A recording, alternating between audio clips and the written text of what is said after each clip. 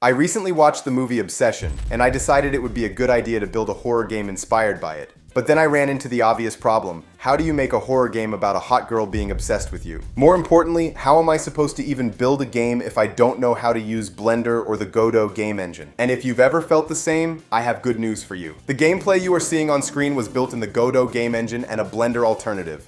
In this video, I'm going to walk you through my entire workflow, from the original idea to where the game stands today. This will be part one of a two-part build, so make sure to like the video and subscribe so you don't miss the final finished product. To build this game, I'm using Claude Opus 5 as my main AI coding agent, NoirStage to create and stage the mansion, Godot as the actual game engine, Fennara to connect Claude directly to Godot, Meshy to generate our 3D characters, and Higgsfield with Cdance 2.5 to create the opening cutscene. The first thing I needed was a reliable connection between Claude and Godot. This is where Fennara comes into the workflow, and full disclosure, Fennara is also sponsoring this video. They gave me complete freedom to show what worked, what failed, and what still needed improvement. Fennara is a free and open source MIT licensed Godot AI toolkit. It connects external coding agents like Claude directly to Godot and gives them access to scenes, diagnostics, visual observation, runtime playtesting, and validation through 14 focused MCP tools. The AI model is still doing the actual work,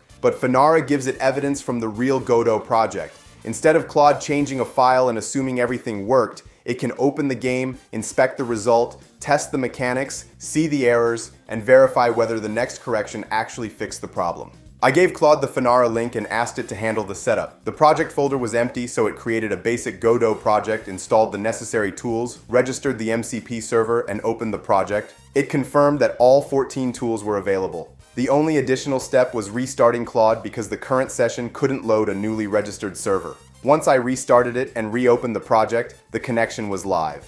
Godot also needed to remain open because the live editor is where Claude would receive the visual and runtime information. With that connection ready, I could begin building the actual game. The first thing I needed was the mansion. Since the entire idea revolves around Nicole trapping the player inside her home, the environment needed to be large enough to support exploration, hiding, navigation, and a chase. I asked for a massive, highly detailed two-story mansion that looked good both inside and outside. I wanted a large entrance, a kitchen with an island, a master bedroom, several living areas, narrow hallways, large open rooms, a basement, and an attic. Outside, I wanted open fields surrounded by trees and woods in the distance. Most of this first chapter would take place indoors, but I still wanted the exterior to feel believable and give me enough space to expand the game later. I used NoirStage to stage the initial environment and create the custom architectural assets. Godot remained the engine where the mansion would be assembled into editable scenes, made interactive, scripted, tested, and polished. I asked for every major asset and material to be created from scratch inside NoirStage's 3D studio. I didn't want to fill the mansion with random pre-made furniture that didn't match. I wanted custom doors, windows, railings, fireplaces, chandeliers, cabinets, beds, bookshelves, rugs, curtains, and everything else the mansion needed. I also told it to check the texture scale and visually inspect the assets as it worked. Then I set every supporting agent to Opus 5 at maximum effort. This allowed the agents responsible for the individual assets to use the same model and effort level as the main build. The 3D studio generated each asset separately and placed everything according to the mansion layout. It created custom materials for the floors, brick, marble, walls, wood, and grass. Some of these assets had a ridiculous amount of detail. The chandelier alone was far more complex than something I would normally choose for a game, so I already knew optimization would eventually become important. But the individual assets looked better than I expected. The doors were also created with their hinges and moving parts in mind, which helped later when we needed to turn them into interactive gameplay objects. While NoirStage was creating and staging the environment, Claude used Fennara to inspect how everything appeared inside Godot. An asset looking correct inside the staging app didn't guarantee that its scale, materials, or lighting would behave correctly inside the actual game engine. Instead of waiting until the entire mansion was complete, Claude inspected different pieces while the build was still progressing. This allowed it to compare what was being staged with what was actually appearing inside Godot. At one point, some of the background building processes became stuck. Claude detected the problem, cleared the affected canvas, rebuilt the structural blueprint, and continued placing the assets that had already been completed. Eventually, that gave us the first complete version of the mansion. From a distance, it looked impressive, but launching it as an actual game immediately showed why a finished render isn't enough. Some windows didn't fit inside their openings. Several doors had large gaps around them. The main staircase reached the second level, but the path into that floor was blocked.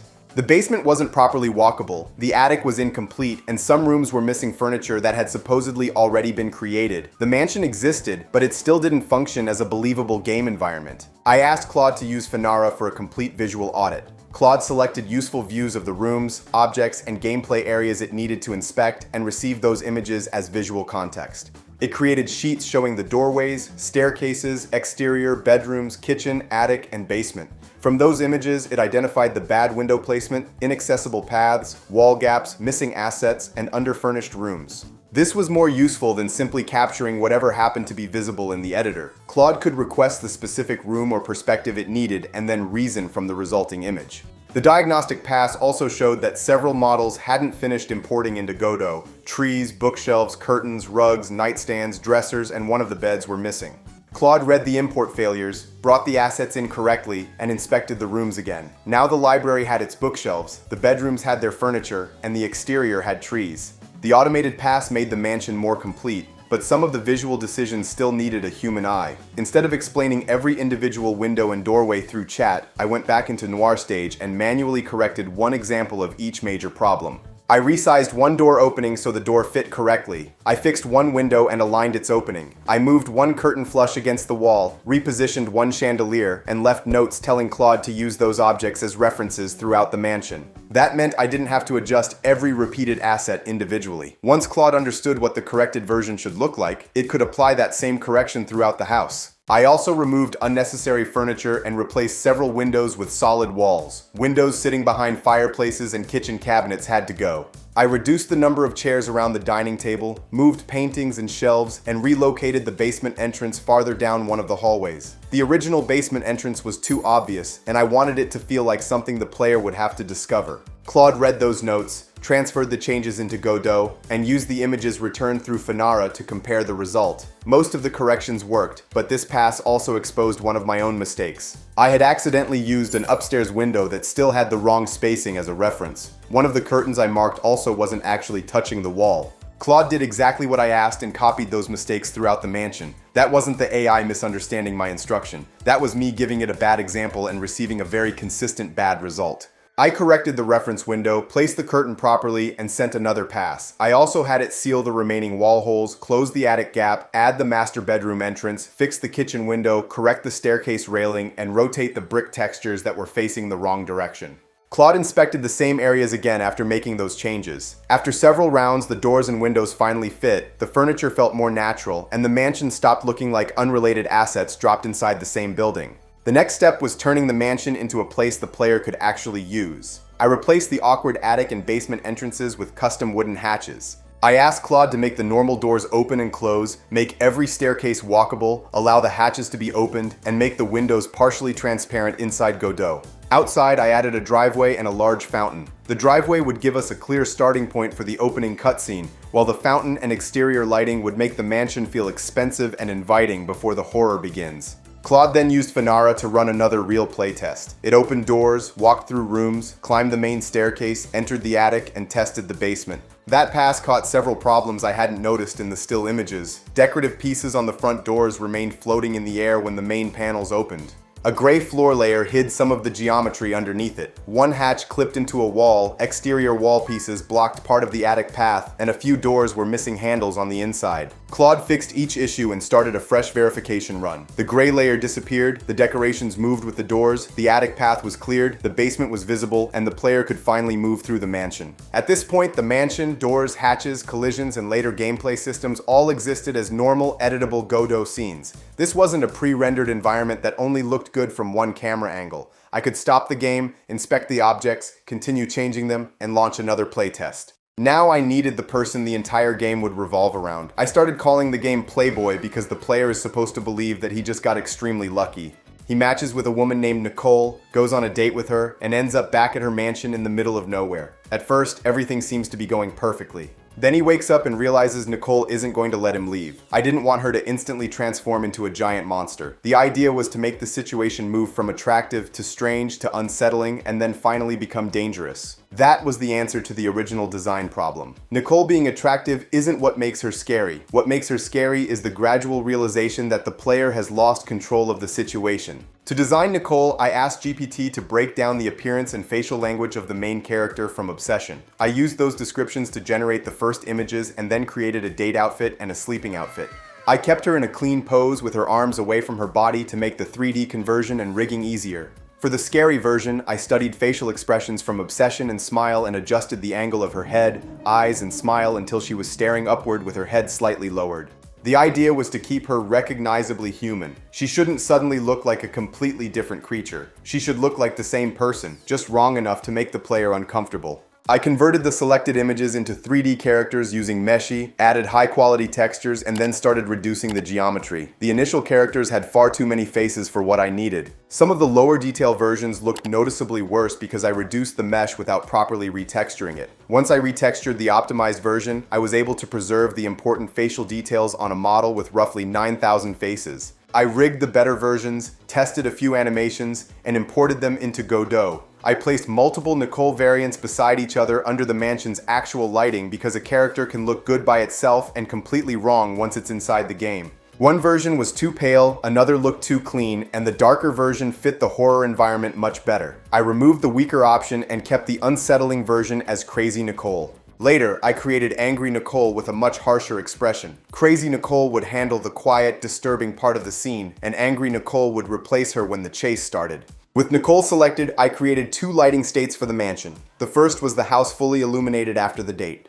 That version needed to feel inviting and expensive because the player should initially believe that coming back to this mansion was a great decision. The second lighting state was the middle of the night horror version. For that version, I wanted most of the interior dark, moonlight coming through the windows, lightning outside, fog around the property, and only enough visibility for the player to move around. I also placed a low-poly flashlight on the master bedroom nightstand so the player could pick it up after waking. The first lighting test needed several corrections. The exterior looked more gray than nighttime. Nicole was much brighter than the environment around her. The player's temporary fill light created a glare across the windows, and the flashlight looked correct but couldn't be collected. I had Claude correct Nicole's material response, reverse the moonlight so it came from the front side of the mansion, remove the window glare, and repair the flashlight interaction.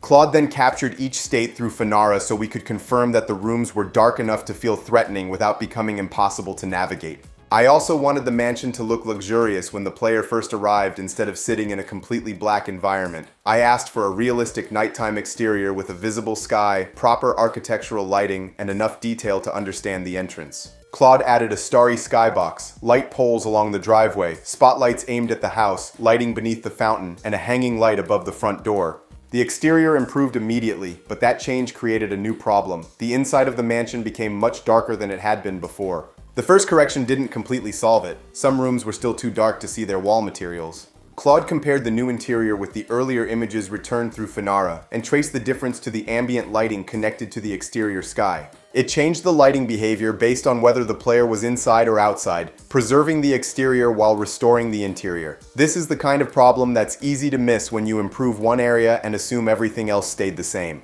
At that point, the mansion finally looked like a horror game, so I moved into the mechanics. The first important mechanic was the automatic door close during a chase. I wanted the player to run through a doorway, turn toward the door, close it, and lock it behind them as one smooth sequence. The first version basically worked, but it also locked the player out of using the door. After the animation, it turned the camera back toward the direction the player had been running. I clarified that the lock was only supposed to block Nicole. The player should still be able to unlock and reopen the door. I also told it to leave the camera facing the closed door until the player moved it manually. The next version did exactly that. During a chase, crossing the doorway turned the camera naturally, shut the door, and ended with the player looking directly at it. The player could then reopen it, but Nicole couldn't pass through while it remained locked. Once that worked on the normal doors, I moved on to the more difficult part, making Nicole chase us through the mansion. I asked Claude to create an indoor navigation system that accounted for the rooms, furniture, hallways, doors, and staircases. Nicole needed to follow the player, open unlocked doors, avoid obstacles, and return to her original position after the chase ended. Claude used Fennara to launch the real game, move the player around, inspect Nicole's live state, and capture the chase. The first test was already better than I expected. She followed me upstairs and opened doors on her own. But she was walking backward, one of the script changes produced an error, and she could become pinned by a doorway. Claude read the runtime evidence, corrected the chase script, and started another test. Nicole now faced the correct direction, passed through the doorway, and followed the player around the furniture. I locked the direct kitchen entrance, and instead of standing there forever, she recognized another entrance and came around the other side. That was the first moment when the chase felt less like an enemy moving toward a coordinate and more like someone searching the house for me. Fennara didn't prevent Claude from making mistakes. The difference was that Claude could see the mistake, read the error, correct it, and immediately run another test. The normal rooms were working, but the attic and basement exposed the next limitation. Nicole could use the main staircase, but she became stuck around the hatch entrances and the tighter turns leading between floors. She also struggled when an open door sat across part of her path. I told Claude to review every indoor room, every door, both main floors, the attic, and the basement. It needed to account for open and locked doors, alternate routes, and the exact positions of every staircase. To give it better guidance, I used NoirStage's walk draw feature to sketch the intended path through the attic and basement entrances. The line wasn't perfectly measured and the height values weren't exact, but it showed the route Nicole needed to take through those tighter areas. I left notes explaining the limitations of the drawing and sent everything back to Claude. For this later navigation pass, I used Fable 5 and kept Fennara connected so the new model could still run the same inspections and runtime tests. The next playtest confirmed that Nicole could reach the player in the attic, follow the corrected turn on the main staircase, and descend into the basement. She could also return without clipping into the hatch area. With the chase route working across the mansion, I could finally connect the mechanics to the story and give the player a reason to explore all these rooms. The answer was a master key. When the player and Nicole arrive after their date, she asks him to be a gentleman and open the mansion for her. After they enter, she asks for the key back and has him place it inside the back pocket of her jeans before she goes upstairs to change.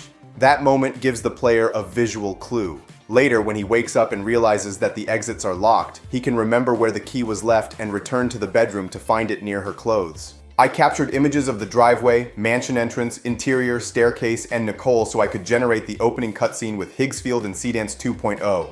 The first result kept the mansion surprisingly consistent, but Nicole looked too photorealistic compared with the game, and the key interaction happened in the wrong place. I revised the prompt to make her look more like a high-end game character, clarified how the key should be used, and changed the voice. The next version fit the game much better. I extended the cutscene inside the mansion. Nicole says her parents are away, asks for the key back, and walks upstairs while telling the player to make himself at home. That gives the player a reason to explore while the lights are still on. He sees the layout, notices the locked doors, and learns where the attic and basement are before everything becomes dangerous. Later, the escape partly tests whether the player remembers the mansion. The same rooms that initially looked inviting become the rooms the player needs to navigate while Nicole is searching for him. For the playable horror sequence, the player wakes beside the master bed. The flashlight is on the nightstand and the hidden key is placed near Nicole's discarded clothes. Crazy Nicole is downstairs facing the front doors and banging her head against them. When the player approaches, she asks whether he is trying to leave. Regardless of the answer, she steps away from the entrance. The door remains locked, the player receives a message saying they need to find another way out, and every useful route is blocked until they recover the master key.